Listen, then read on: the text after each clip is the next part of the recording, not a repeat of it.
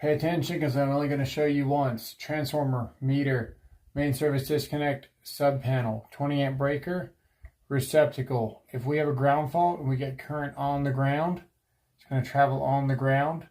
Neutrals and grounds are bonded at the main. The current then gets on the neutral. Remember, there's no grounds in our transformer. This is how we trip a ground fault.